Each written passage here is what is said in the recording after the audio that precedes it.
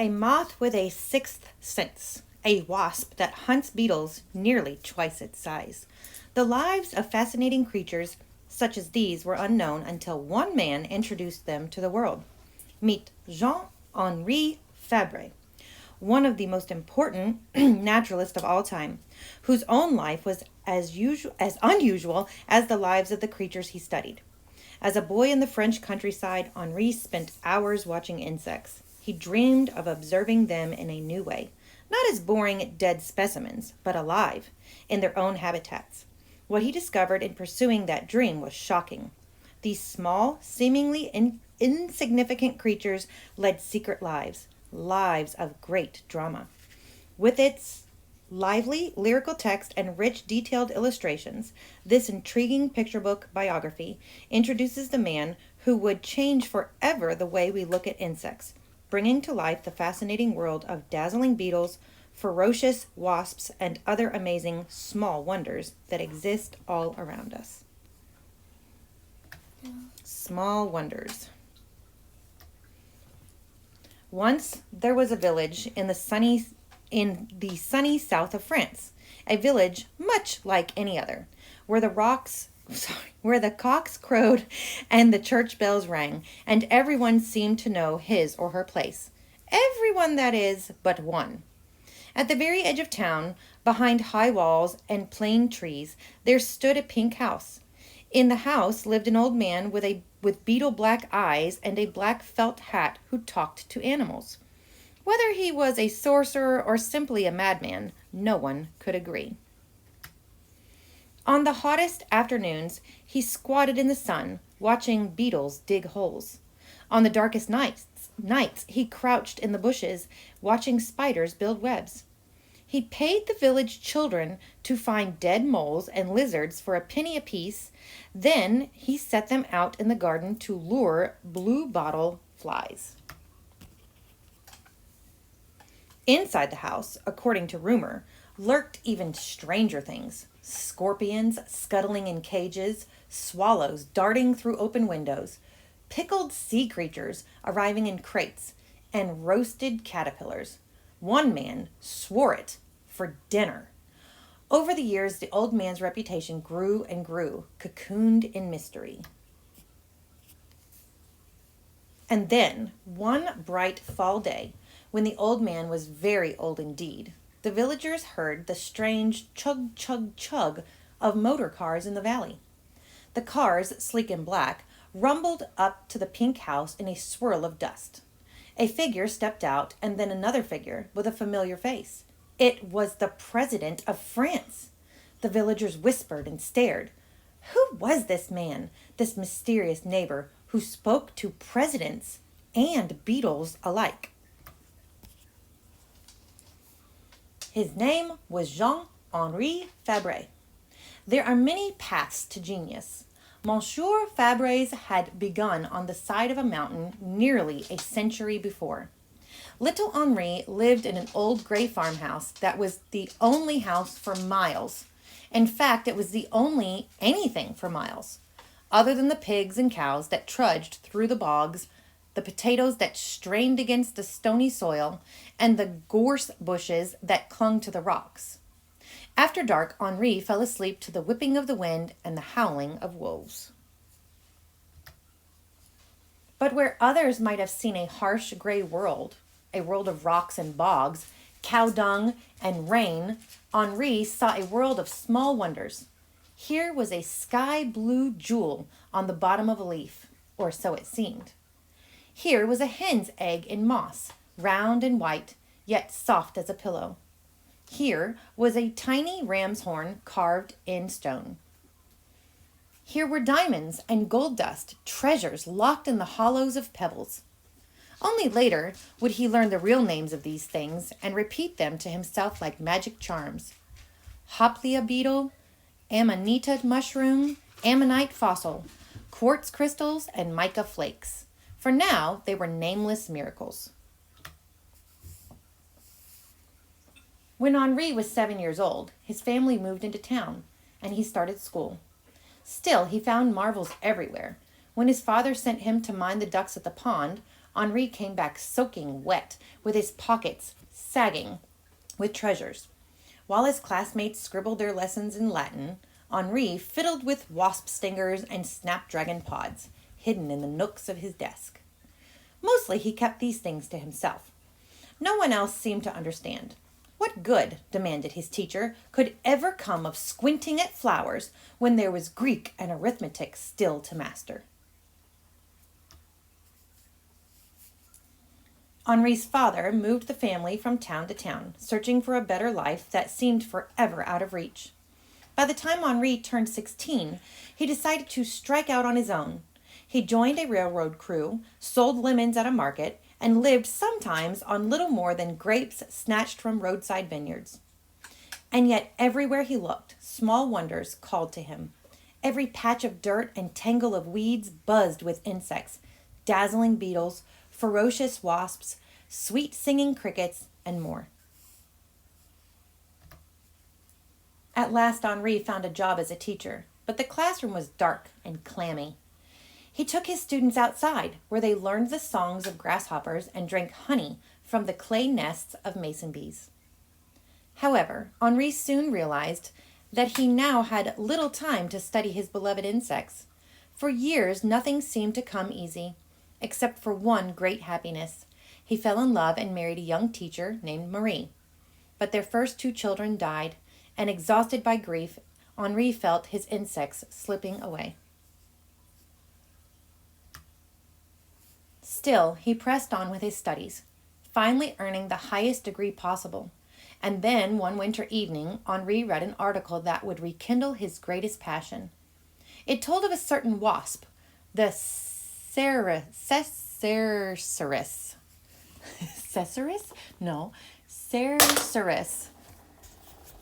Cerceris, that hunted beetles nearly twice its own size.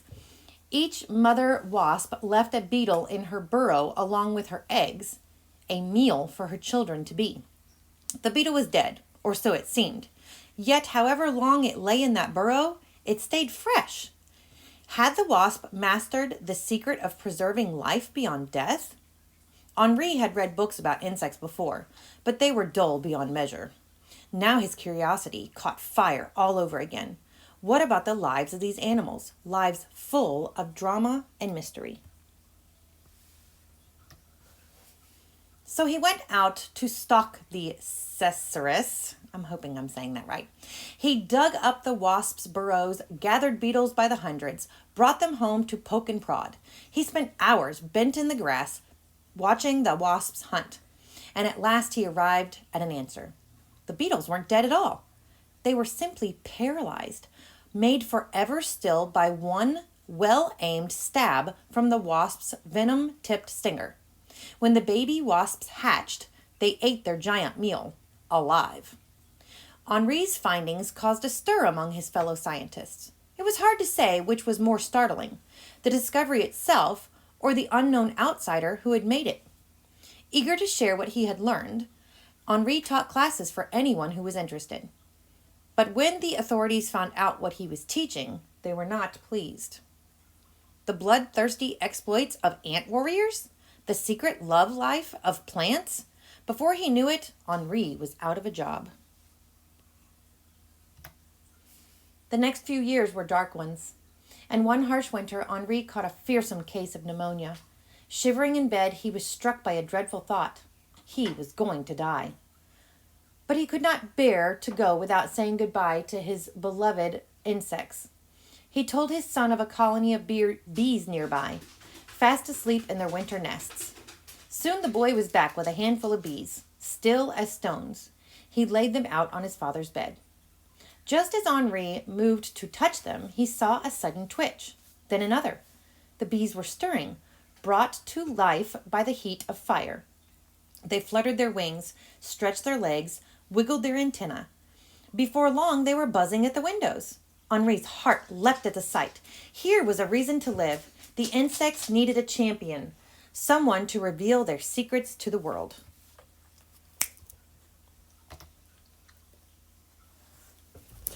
In the weeks and months that followed, Henri began to write like a man possessed. His words often flowed and danced like poems. He wrote of the Greek peacock, the bat-winged moth, with what seemed like a sixth sense. Henri combed almond twigs for the moth's cocoons. He kept each cocoon in a jar until the moth emerged. If it was a female, a marvelous thing would happen. At night, called by some trace of a scent, male moths from miles around would be drawn to the female in the jar. He wrote of the processionary, that humble caterpillar that traveled in great caravans, end to end, day into night. Henri found he could place a line of caterpillars on the rim of a flower pot, connect the back of the line to the front, and watch the creators march in circles for days.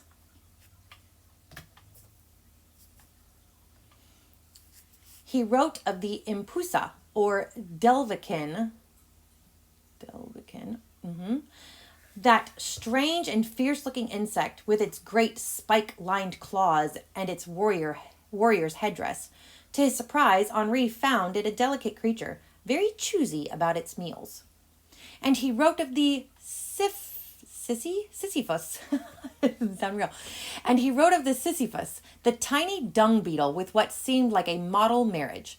Henri watched each pair as it rolled a ball of dung, the precious food for its babies, back to the nest. The beetles might work for hours, the female pulling, the male pushing from behind.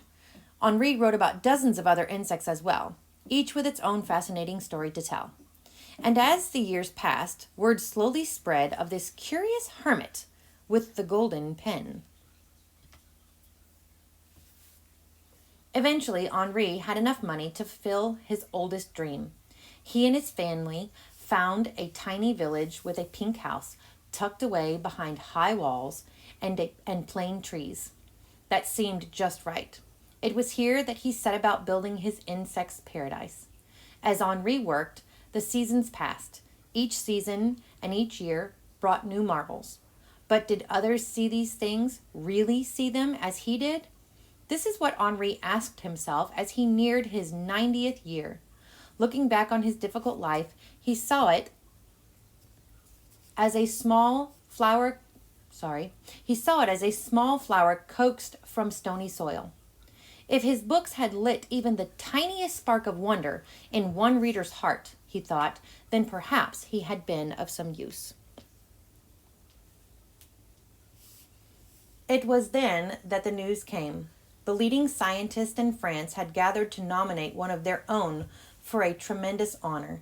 The vote had been unanimous. Jean-Henri Fabre, the insect's poet, was to be put forward for a Nobel Prize.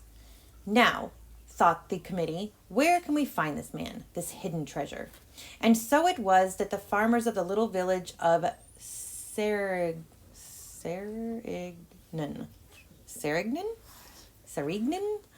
turned from their fields to discover a once-in-a-lifetime sight.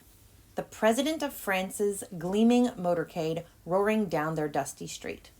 One by one, the villagers dropped what they were doing. They ran toward the pink house. Just in time to see their madman, their sorcerer, receiving his guests like a king.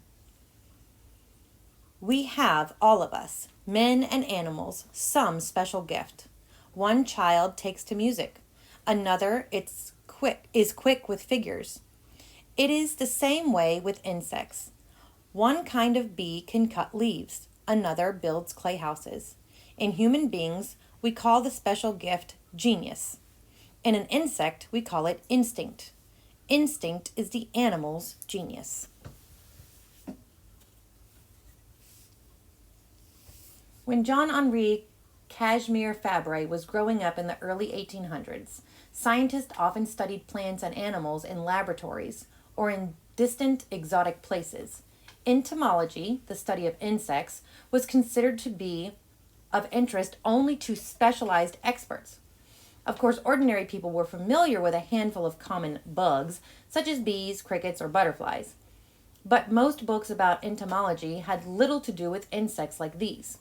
Instead, they were full of measurements and dry physical descriptions, often in Greek or Latin, Or they might be full of beautiful paintings, but the insects in the paintings, dead, preserved, and arranged in neat little rows, would be from faraway places.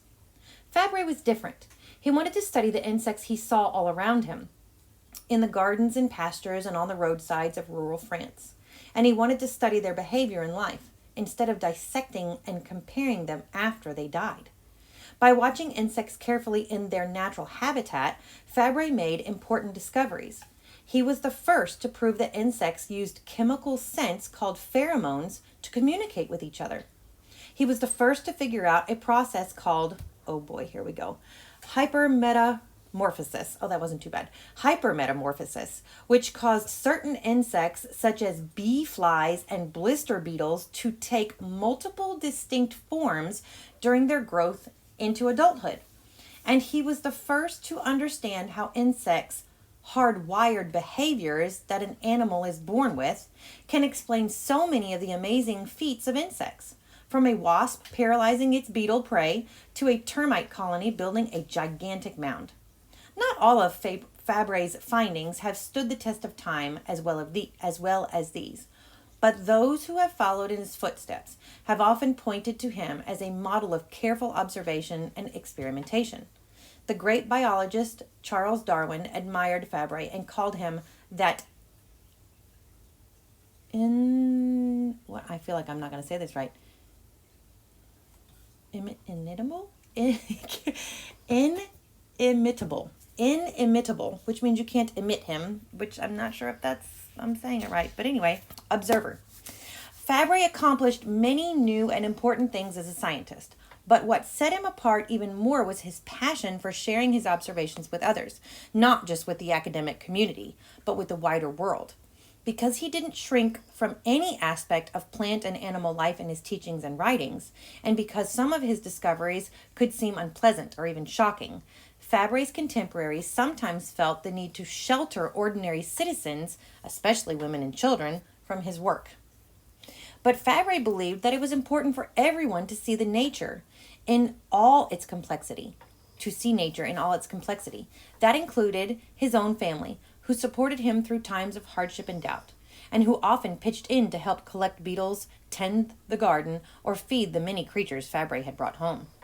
Fabre published more than 200 works, ranging from technical reports to collections of poetry. And near the end of his life, he became one of the very few scientists to ever be nominated for a Nobel Prize in Literature.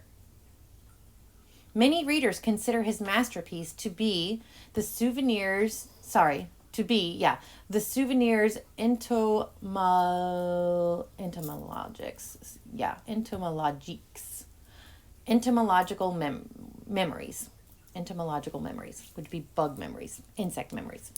10 books of essays on insects and other natural subjects, written in language that is both beautiful and easy to understand. These books, along with Fabre's other works, amount to a passionate plea to all of us to see the world through fresh, patient eyes, to appreciate the mystery and wonder of even the smallest creatures. Today, most people know little about Fabre's life and work. He is best known in his native France, where his childhood home is now a museum alongside an insect-themed park and education center called Micropolis. And his pink house and gardens in Sérignan have been restored and open to the public. Nearly 200 years after Fabre's birth, the world is changing much faster than the one he knew. Many of his beloved insects, along with so many other animals and plants, are threatened with extinction. His message has never been more important. So then we can see the timeline when he was born, 1823, and all the way to the bottom, 1915. He dies at the age of 92. And everything in between, which we can pause and look at later.